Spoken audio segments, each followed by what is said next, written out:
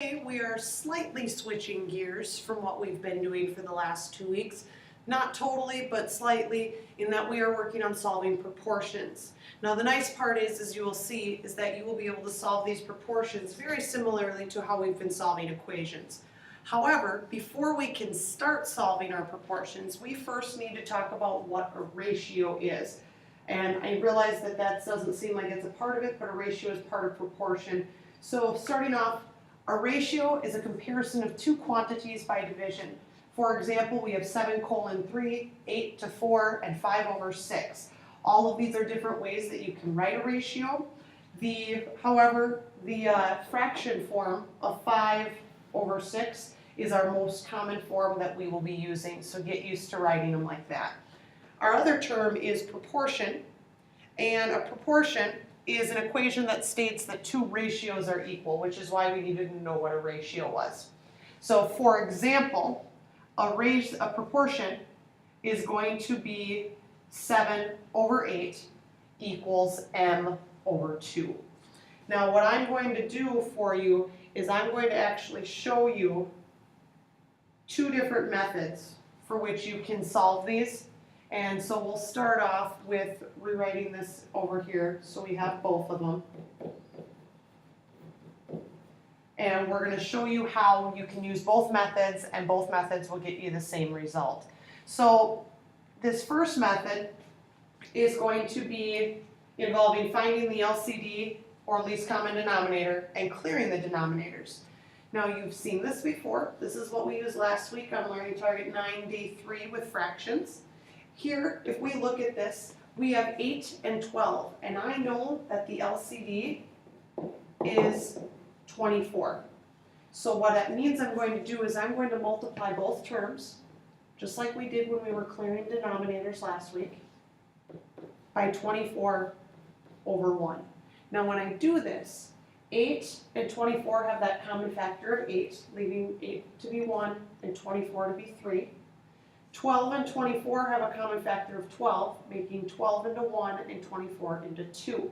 So when I simplify, I end up with 21 is equal to 2n. Now then from here, I say, well, I know how to solve this, so I'm going to go ahead and divide by 2 on both sides to cancel the 2's on the right, leaving me with m. And then I have 21/2. Many of you insist upon dividing that into a decimal. Make it easier on yourselves. Go ahead and take that and turn it into a mixed number. 2 goes into 21 10 times, which is 20, which leaves me with 1 left over out of 2, thus making my solution m equals 10.5.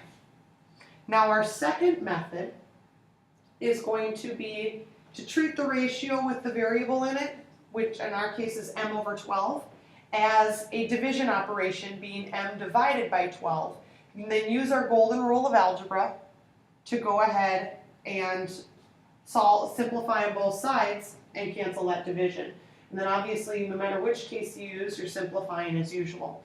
So in that case, we look here and say, this is a division problem of dividing by 12. So to undo dividing by 12, I'm going to multiply by 12, and I'm going to put it 12/1, because that's going to make my life easier of remembering that these are still fractions. Now when I do that, that cancels here, once again leaving me with m. Now I could just take on the left-hand side 12 times 7 to get 84, and 1 times 8 to get 8, and take 84 divided by 8. However, those are pretty big numbers. So I would much rather go ahead and simplify 8 and 12 to make them smaller. And 8 and 12 are both divisible by 4. 8 divided by 4 is 2. 12 divided by 4 is 3.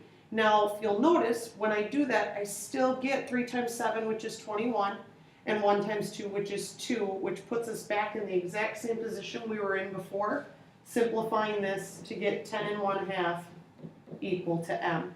Now I know the question is going to come up is, what if we get 10.5? Well, as you know, 10.5 is equal to 10.5, so I would be okay with that, although my preferred solution would be 10.5. Now that we know both of these methods, let's go ahead and try them. So our first problem we have here is x/7 equals 4/5. I'm going to go ahead and clear the denominator using my LCD. I know that my LCD here is going to be 35. And I know this because 7 and 5 are both prime, and so therefore I take 7 times 5 to get 35.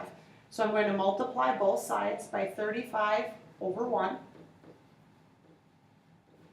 And then once I do that, I can cancel, saying 35 and 7 are divisible by 7, resulting in 7 dividing to 1, 35 dividing to 5.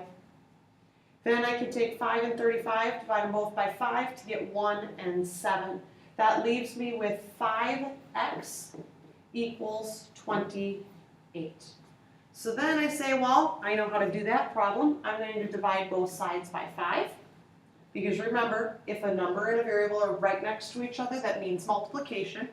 That cancels here, leaving me with x, and 28/5. 5 goes into 28 5 times, which is 25, which leaves me with 3 left over out of 5, resulting in x is equal to 5 3/5. One more example with this same type of topic. Here I'm going to go ahead and treat this like a division problem, noting that I'm dividing by 13, so I'm going to multiply both sides by 13. This cancels here, leaving me with b. And then on this side, I can't do any simplifying, unfortunately, because 3 and 13 are both prime. So therefore, I'm going to take 13 times 5, which is 65. I'm going to divide that by 3. Now, because that one's a little bit longer, I'm going to take 65, divide it by 3, and do long division. 3 goes into 6 twice, which is 6.